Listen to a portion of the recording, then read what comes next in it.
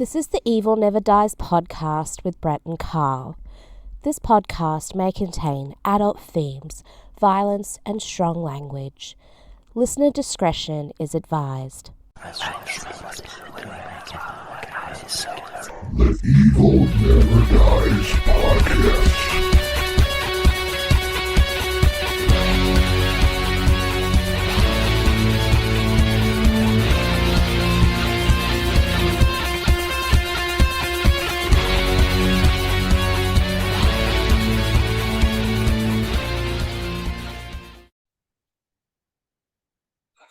Welcome back to the Evil Never Dies podcast. Yeah, 3, 2, 1, go. We couldn't get the damn Zoom to start. The button wouldn't go. Yeah. So it took us 5 times. 5 times. 3, 2, 1, go. That's my new word for the week. Hey, I'm trying to put my drink together too. Oh, you're trying to make a drink right when we get started, huh? Yeah, wait. See, I got this Liquid Death severed lime. We're now endorsed by Liquid Death. Shit, I wish we were. An absolute lime. And tonight I got me a new cup. Juliet got cup. it for you. Yeah. And I got me a new bear. It's got a devil dog bear stickers all over it. Devil bear. Oh, yes. That's cool. And we got this bear. If you don't have YouTube, you're missing out because you won't see this cool bear. Ooh, his eyes even light up. That's awesome. Can you hear him? No, I can't hear him. I know my mic is so good, it cuts everything out. Oh, anyway. On to the show. Tonight, the show. We are going to review The Fly. But not the fake Fly, not the remake of a Fly. This is the real Fly from 1958, semi-starring Vincent Price. Actually, I thought he was, he's not really the star of the movie. No, he's not. I watched this when I was a kid all the time, and I haven't seen it in probably 35 years or maybe 40. Yeah, it's been a while for me, too. So I thought it was a Vincent Price movie, but it really isn't. No, it's not. All right. The Fly. 1958. 1958. Based on The Fly by George Langenlane. Langenlane? Langenlane. God dang. Produced and directed by Kurt Newman.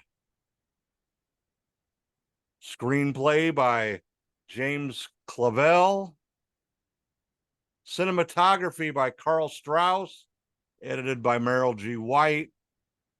Music by Paul Sawtell. And really like the soundtrack in this too. I didn't pay a lot of attention to the soundtrack, honestly. It's sort of faint, like in the background, but it was sort of faint. I was more trying to keep up with the movie than kind of lost track of the soundtrack because I think you're right. It sort of fades in the background.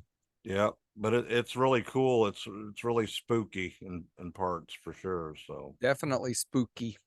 All right, production company 20th Century Fox, distributed by 20th Century Fox.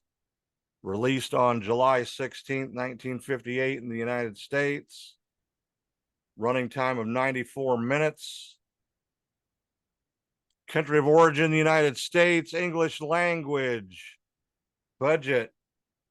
People say anywhere between $325,000 and $495,000.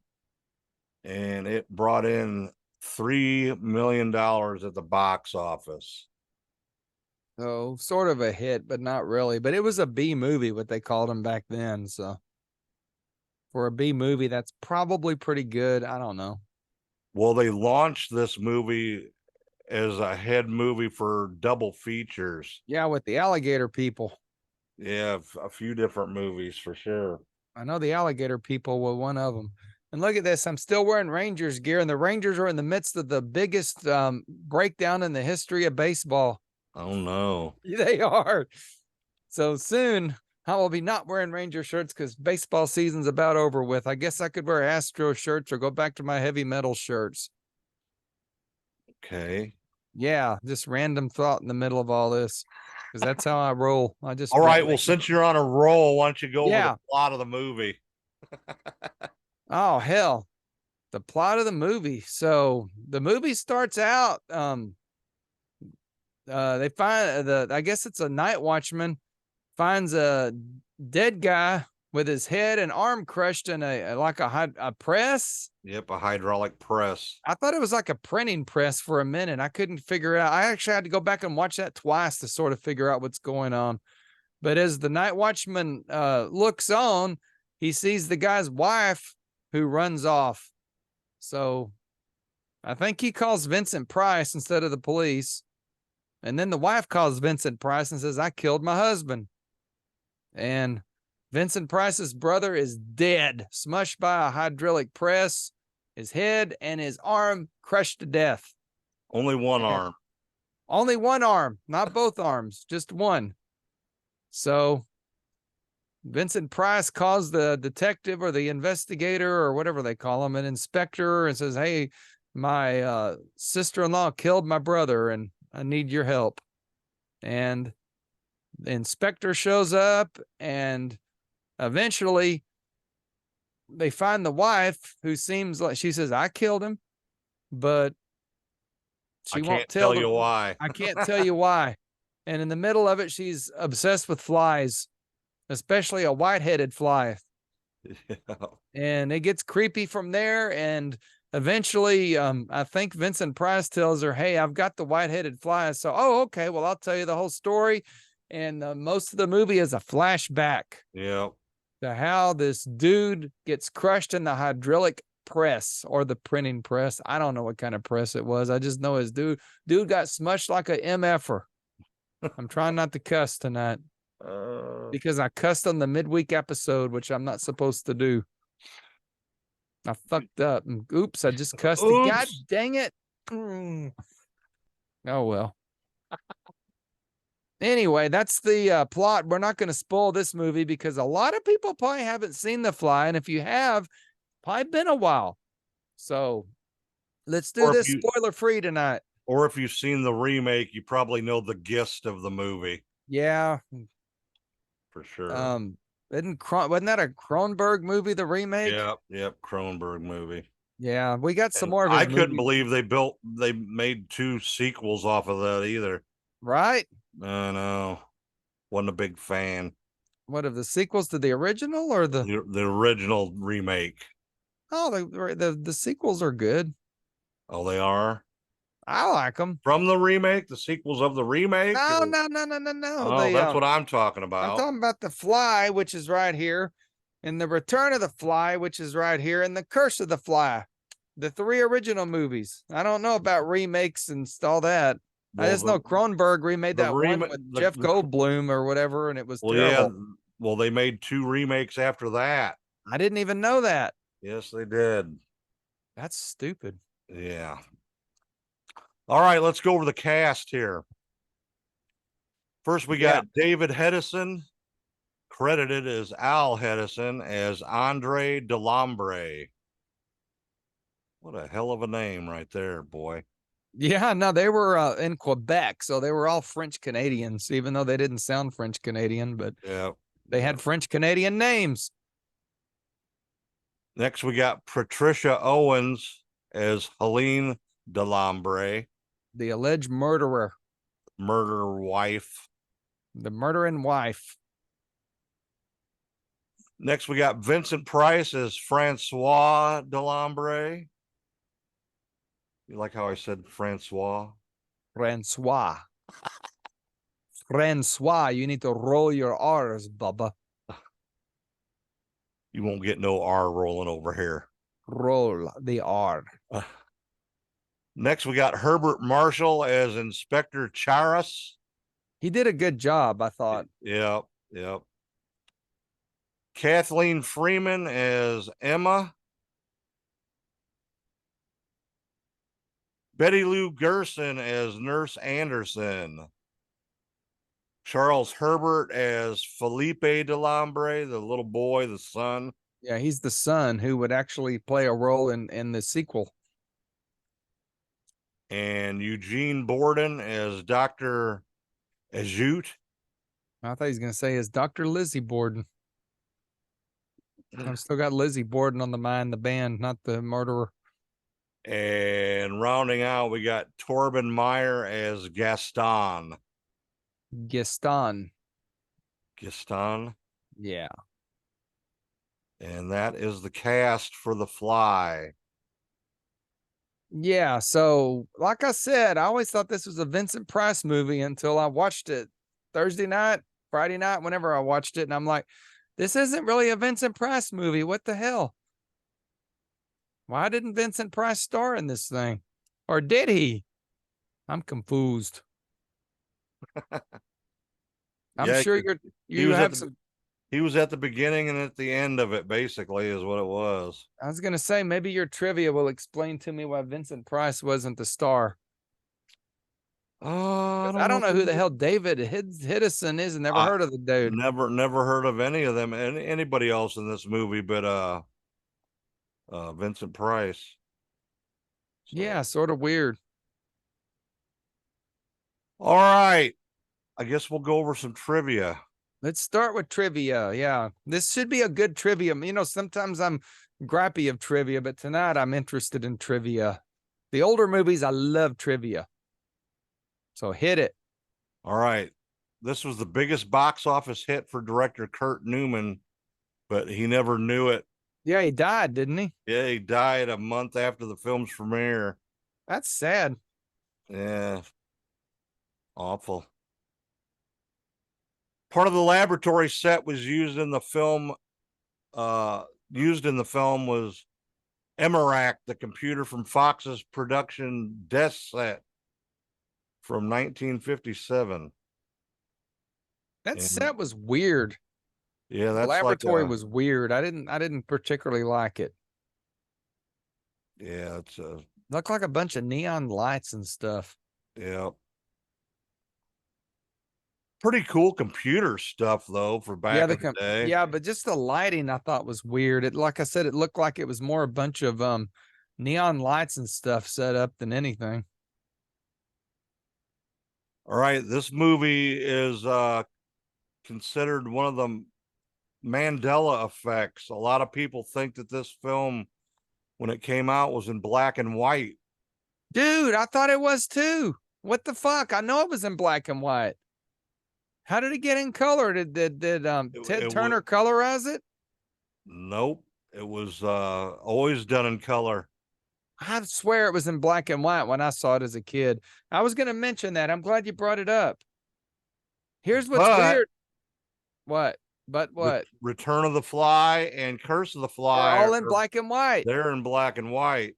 So what the hell? So maybe that's where people get confused. I thought it was in black and white. And when I was watching, I'm like, why is this in color? It would have been better in black and white, honestly. I would have rather seen it. I'm gonna, matter of fact, next time I watch it, I'm gonna turn the color off, dude. I can do that on my Vizio 4K. I'm gonna turn the color off. Make it monochrome. David Hedison suggested that his character wear progressive makeup effects to make it look like he was half human, half fly. Yeah. But it was going to cost way too much money, so they cut it. Ixnayed that. So let's see here. Betty Lou Gerson, who played the nurse in the film, was also the voice of Cruella de Vil in 101 Dalmatians from 1961. And she was the narrator for Cinderella in 1950. Did you know that? No, I did not. I had no clue that nobody narrated Cinderella. Andre wears the same clothes in nearly every scene during the film, with the exception of the night him and Helene go out to a ballet to celebrate. And then they're dressed to the gills. They are. Now she was really weird in this. She was just like totally freaked out the whole time, Well, man. wouldn't you be freaked out if the dude If your you're husband married was a to fly, turns into a fly? A yeah, fly but man, actually. He's she's not a all fly. into it though. Like when he's testing the stuff and all that testing. Well, I'm going to give one spoiler, and it really makes me mad. They kill a cat in this movie, and I'm really upset about it, They even didn't though it was actually done kill him. in 1959 or He was whatever. But still they, meowing. yeah, but I You didn't just like didn't that know where part. it from. Don't fuck with the cats. He was in an alternative universe. Well, they should have made a movie about the cat in another universe. But I do think this movie was in black and white. I think they just colorized it for Blu-ray. I don't know. Nope, it was released and we'll get to that later. Well, why did I not see it in color when I was a kid? I don't know. Maybe Channel 21 made it black and white. I don't know. I don't know.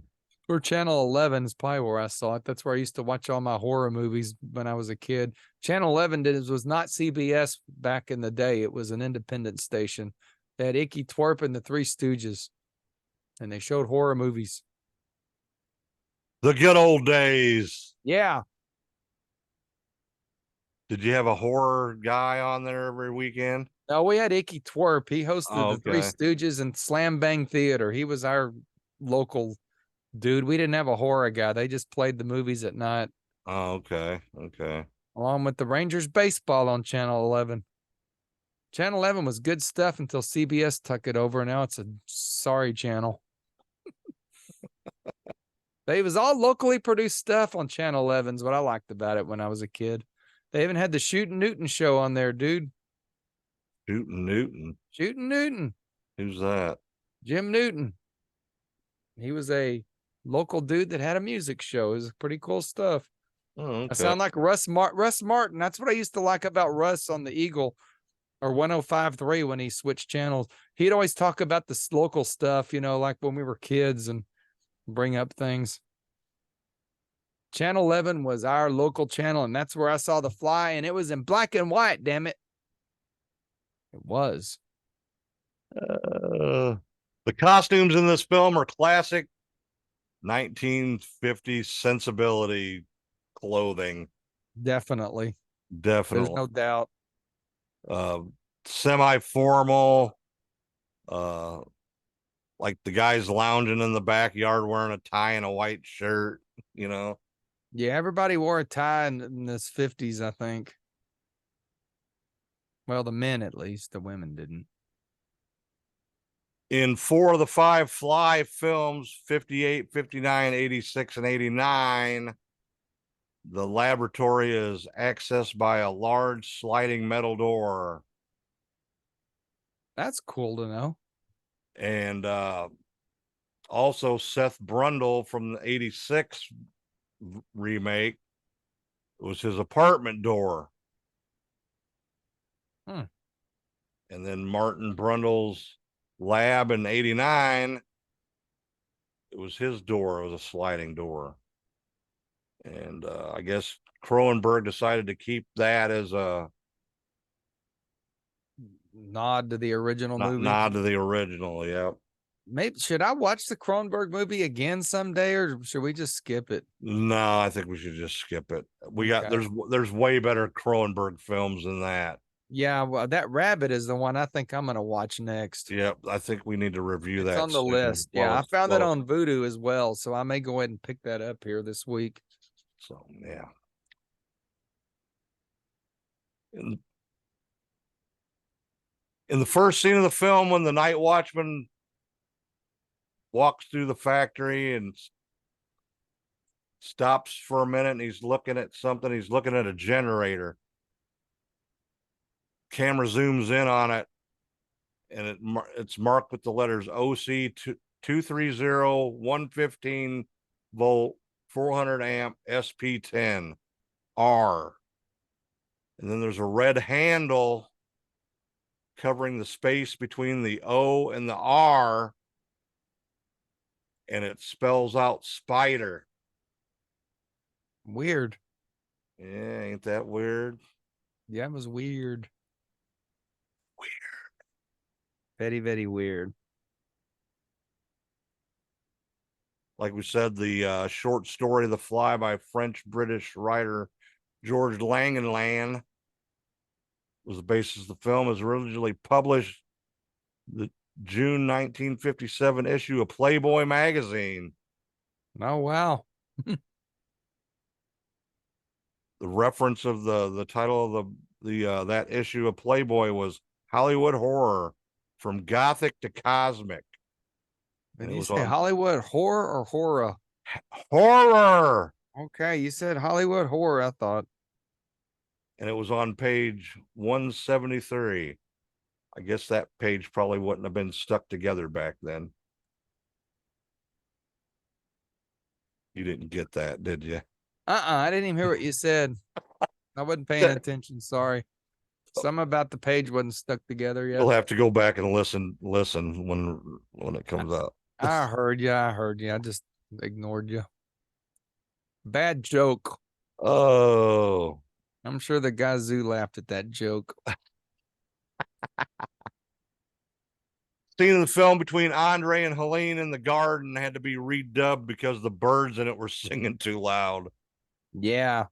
In the audio commentary from the DVD release of the film. Is that on that DVD you gave me? Commentary? Yeah, it should be. Okay, yeah, there's 2 discs to that. So David Hedison admitted that as an actor, he hated dubbing and put little effort into it. Nothing that he sounds flat in the scene. He rushed through it just so he could get make a flight on time. Oh, wow. Most famous scene of the film. Help me. Help me.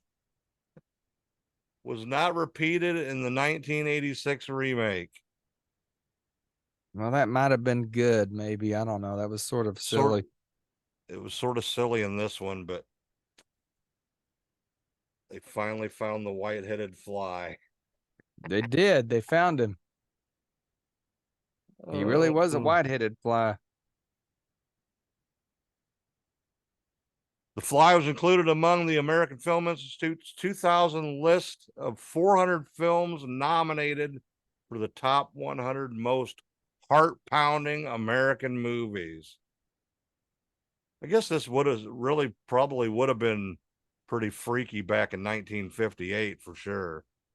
Well, hell, it was freaky to me when I was a kid. Yeah. Just that first, when she rips that cover off his head, you know? Yeah, it freaked me out.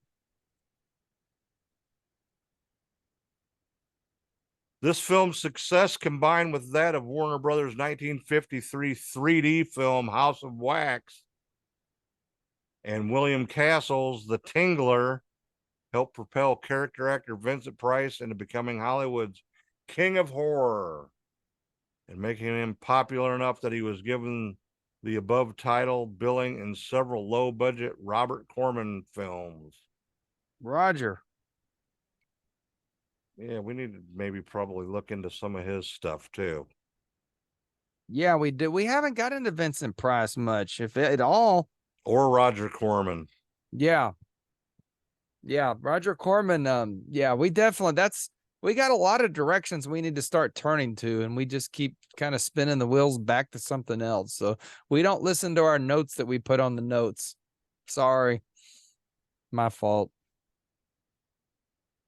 This film was produced by Regal Films, which normally supplied 20th Century Fox with low-budget black and white anamorphic widescreen, credited as Regal Scope, that played as the bottom half of double features with one of Fox's CinemaScope releases at the top half. Film had a much larger budget, was filmed in color, and was used the top half of the double feature. And it was paired with Space Master X7 from 1958 also. And the Alligator People. And the Alligator People. And this is this was when drive-ins were way big back in the day. So this was a big drive-in movie. Yeah, that makes a lot of sense.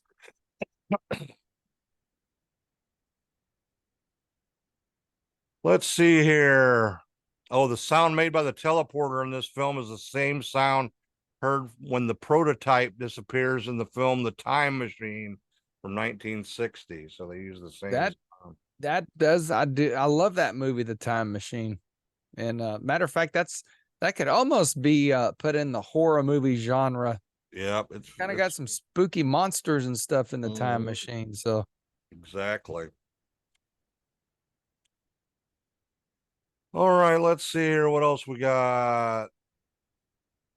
When this film was released on DVD in New Zealand, it was given a restricted 16 rating. I guess it scared people under 16 in When Australia. the DVDs come out? Late 90s? 90s, yeah. If it was even released then, it might have been later than that, because when DVDs first come out, there was limited stuff you could buy, you know. Yeah, it was very limited. There's still some stuff you can't get on Blu-ray that was only released on DVD too. So Yeah, I know. Luckily, like well, a good example is this Curse of the Fly, which is the third movie. It was never given a VHS release or a DVD release, and it's not anywhere on streaming. This is the only way to watch it is this Scream Factory copy. Really? On DVD. Yes, it is. Huh.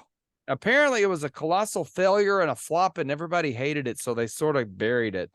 Really? Yeah. That's part 3. This film was re-released in Spain 3 times. In 1988, in limited release, in subtitled version only, and Madrid by Artistic Metropole in 2014, and in Barcelona by Phenomena in 2016. And it was also only a subtitled version. So that's about all I got for trivia. Okay, so what do we got on this movie that we can add? I don't think it won any awards. It was nominated for something, but they didn't win. I forget what it was now. It was mixed reviews by the critics. A lot of it called it just sort of dumb, I think, and other people liked it. So it was sort of a 50-50 affair. For the 50s or the late 50s, there were some really dumb sci-fi horror movies, and I thought this movie was not. So I don't know why. I mean, there was a lot of dumb shit that came out in the 50s, you know, with giant octopuses and giant ants, and so a movie of the Ed Wood films. Ed Wood films. So I don't think a guy turned into a fly was that far-fetched for this era. So I don't know why it got such bad reviews. Yeah, I'm just looking at the review. There's really nothing. It gets a 95 fresh rating on Rotten Tomatoes now. Yeah. So I think it's probably more thought of now as a classic than it would have been then. I think, you know, it's held up over time, probably, maybe. I mean, there's very limited special effects, and it's not needed. Like I said, I thought the studio was overkill, and the damn thing should have been in black and white. I think being in color really kind of took a lot away. It should have been a black and white movie. I don't know why 20th Century Fox wasted their money to make this in color. That was a mistake. But it was definitely a 20th Century Fox ran movie. Maybe it had something to do with that Regal Studios or Regal Pictures wanting to do it in their Regal scope or whatever. Yeah. I don't know. Is that the same Regal that owns the cinemas today? It might be. I don't know. I bet it is. I don't know. Of course, we know that 20th Century and Fox are now broken into two, with 20th Century being a part of Disney and Fox being still its own company. So they used to be apart, and now once again they are apart. But that means that Disney now owns the rights to The Fly. So take it for what you will. Maybe there'll be a Disney Plus series called The Fly coming up. Oh, I hope not. Fuck. It's now a Disney product. Oh, let's hope not. You don't want to see The Fly, the And TV show? let's hope Bloomhouse don't fucking get a hold of it for sure. Or Bloomberg, as I kept calling it. And Did you see that meme I made? no, The picture of the Pope with a weird look on his face, and it says me, no. hoping missed that. fucking Bloomhouse don't fuck up the new Exorcist movie. They haven't fucked up a lot of movies. They've done some good stuff. Oh, I know. I was just being I know that Halloween silly. series really kind of put a bad taste in everybody's mouth, at least with us. I don't really have anything else on The Fly. There's not a lot of info out there. Like I said, I thought it was a Vincent Price movie, but it really isn't. He's in it, but he's not the star of it. Maybe, I don't know why that happened. I think he should have been the main guy, the professor or whatever. He would have done really good in it, but what can you say? And he would have spent more time in the movie, but it wouldn't have been his face. No, maybe that's why he didn't want to do it. I don't know. Maybe. But all the people that they even had that were going for the main part, they were like no-name people. It's like, yeah, it was definitely a B film. There's no doubt about it. But like I said, there was a lot worse sci-fi 50s movies that came out, because as you read the article in Playboy mentioned, Gothic horror was dead and everything in the 50s was sci-fi horror. I guess starting maybe with the Blue Lagoon, or the Blue, what the fuck's it called? The Creature from the Black Lagoon. I called it the Blue Lagoon. Jimbo's going to be mad. That's his favorite movie, and I called it the Creature from the Blue Lagoon. Sorry, Jimbo. all right, Carl. What do you rate this film at? What are you gonna give it? A lot of people are confused by our ratings. I've found out over the Yeah, past I know, few but weeks. I don't like doing a 10. Maybe we should do a B, C, D, E, or F. No, stop it. You're being silly now. No, I'm being serious, actually. Maybe a 3 would be a C. I don't know. But either way, I would give this a 3.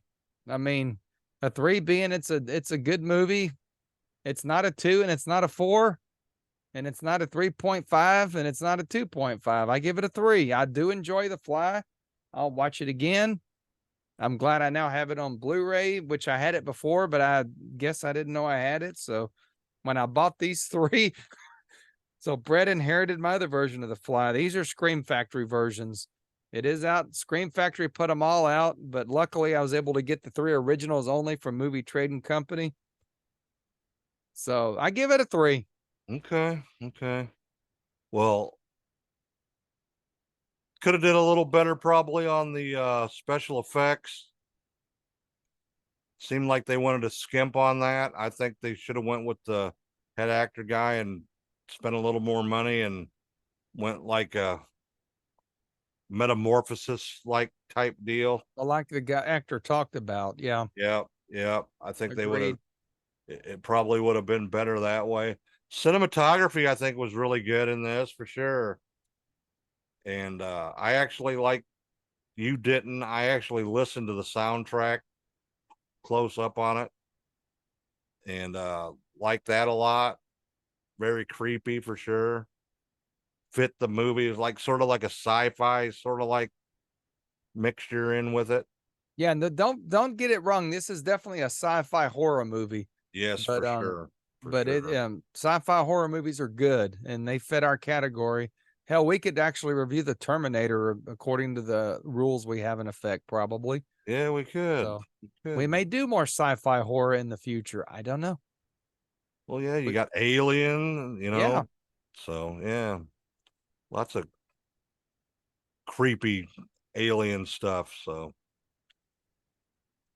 but I'm gonna give it a 3 too. Yeah, 3 what it deserves. It's 3's fair. It Yeah. still holds up. It holds up well. I It should have been in black and white, I think. tell you the truth, I thought it was always in black and white too. Yeah, I think that is a Mandela effect right there. But this was like one of the first movies that they did that Fox did in the color. So they were actually still testing it when they were doing screenshots and stuff for this. So, but yeah, I give it a 3. Definitely a 3. It deserves a 3. Recommended, yes. I would watch The Fly. It's available on streaming. You can find it. The sequels get a little more difficult, but they're not as good. Doubt we'll do the sequel reviews, but if Never you like know, this we movie, might get desperate. we might get desperate and do Return of the Fly, but I definitely recommend this. It is available from Scream Factory. I don't know if 20th Century still has any. I don't know what. I think Disney's trying to kill Blu-rays. So if you got something that's a Fox 20th Century Fox product, don't sell it because Disney's trying to kill the Blu-ray industry. So yeah, they want to fuck take you, everybody Mickey over. Mouse. They want to take everybody over with the streaming. Yeah, they want to. Netflix and Disney Plus are holding people behind that paywall. If you don't have those streaming services, they're not making their movies available on Blu-ray or any other streaming anymore. Netflix used to put their stuff on Vudu you could buy, but they don't do that anymore, and neither does Disney. So thumbs down to Netflix and Disney for paywall and shit. I don't like that. I have neither one of them. So. I don't like when you. I think they should at least make it available for video, but I'm telling you, man, the Blu-rays are getting less and less because they're putting this shit on Vudu so quick after box office. By the time the DVD comes out, people like me have already bought it on Vudu, and exactly, I'm falling into the trap. And I think the Curse of the Demeter is coming next. I think I'm going to buy that damn thing next week. Oh, yeah. I tried finding it and I watched maybe 10 minutes of it. It looks pretty good, man. Yeah, that's going to be one of our upcoming movies. Now in November, boy, I'm really fucked up. Not drunk, just can't think. Been awake all day. In October, we're going to try to do a theme month, I think. Yeah. But we are going to have a Friday the 13th in October. So we're probably going to have to do a Friday the 13th that weekend, no matter what we do. Okay. I don't know what we haven't reviewed yet. You can look. I'll look, but you could tell me and make it easy on me. I refuse to review part 5. I hate that movie. Oh, okay. I got a couple things in the works for October too. I'm hoping I can work out. So yeah, so we're gonna try to do a theme in October. I don't know what it might be yet, but we're gonna work it out. So we'll look forward to October and Halloween month. Yeah, we got a lot of stuff going on in October with The Haunt. The Haunt. We got stories to tell. Maybe me going to see Kiss actually in person instead of coming to The Haunt. Yeah. Count Karabi may no show his own haunted house. You know, if it was anybody else but you, I would say fuck off. I wonder what Richard would do if I was still at Moxley full time. Oh. And I told him I'm not coming on the Friday. Let's not go there. Because I know two people. What happened to me when I went and seen Slayer? Yeah, I know 2 people went and saw Slayer, and me and Richard were talking shit. Motherfuckers can't come to the weekend of Halloween weekend because they got to go see Slayer. So yeah, we'll see how that works out. Fucking Slayer. No, shout out to my friend Heather. I've known her since middle school, so I just told her I'd do a shout out to her today. So shout out, Heather. Oh, Heather, the one that's on Facebook that I know too, that I'm friends with too. Okay. Yeah. Shout out to Heather. Yeah, we all need to get together and have a drink. Yeah, we could. If she drinks. Does she listen to the show then, huh? I'm trying to get her to. I don't know if she does or not. I think a lot of people don't know how to listen to the show. I think they're confused as to what the hell we are. Are we a podcast or are we a YouTube show? Just send them the link. I pushed the YouTube part And I think, Brett, you still push the podcast portion. I do both. I do the YouTube part because the YouTube shit was my idea. Because look at my cool studio back here. Yours is cool too. We got cool studios. Even though I can see your kitchen, but I won't comment on that. All right. Can't see my kitchen. Okay, well, we're gonna end the show for the week. Check us out on We've our rambled social on long media. enough. What? We've rambled on long enough. Oh yeah, no Michael Myers this week. But check us out on our social medias. We're on Facebook, the Evil Ones group. Join the group and make some comments. There's been a lot going on in the group. Yeah, there has. We've got a few requests and Stepping up. yep. Of course, we're on YouTube and we're on all podcast formats. Spotify, Apple, we're even on iHeartRadio. So you can find us anywhere. But I prefer YouTube. That's just me. And I think we got better numbers on YouTube now. So that makes me happy. Yes, we do. We just had last month, we had 6.66 thousand views. Wow. So That's cool. So we're doing good on YouTube, and that's my preferred format because I like to show off stuff like this Fly DVD. So, and we're on X even. I don't know if you're updating X. But we're there. I just post the shows on there. And reels on there is all I put on there. So well, you can check me out at www.carltodd.com. We got links to everything there. What? I don't Shut up. really You're blocking me. Blocking you. Yeah, I'm trying to talk and you're blobbing on me. What'd you say? You done messed me up now. Go ahead. No, you go ahead. Todd.com. You go ahead. Damn you. TikTok, I don't really interact on there either. I just TikTok. I can't even log into TikTok. I got blocked from TikTok. And and Instagram, whatever I post on Facebook automatically goes there. Goes to Instagram. So yeah. I was trying to pimp the web page, but Bubba interrupted me with his TikTok comment. Now, too late now. Sorry. Nope. No pimping. I just got a haircut. Look how long my hair is. It's actually short in the back, though. That's all I got. Party in the front and business in the back. I guess. There's nothing in the back. All right, everybody. Thanks again for watching, listening, or injecting us. We don't know. However. And get you Stay evil, everybody. Liquid death. Stay evil.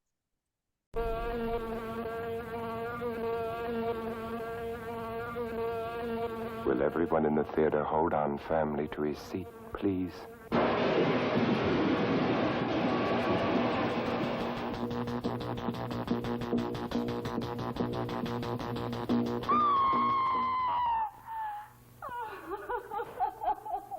Stop it! Stop it! I'm Vincent Price. What unearthly horror did that girl gaze upon? What manner of incredible thing walked beneath that hood? It would be unfair at this time to show you any more of what went on in that laboratory where a man actually dared to play God. So fantastic, words can't begin to describe it. You must see it with your own eyes to believe it. When the fly comes your way.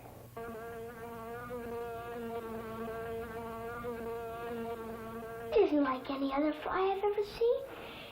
No! No! No! Please let me look at the fly. I've killed Andre. Please help me. Call the police and... The charge can only be murder. There were no mistresses. I had no lovers. Why did you kill him? God, don't let it get out. Inspector, it's in the garden. Come quickly. As God is my witness, I saw the thing. It's unbelievable. I shall never forget that scream as long as I live.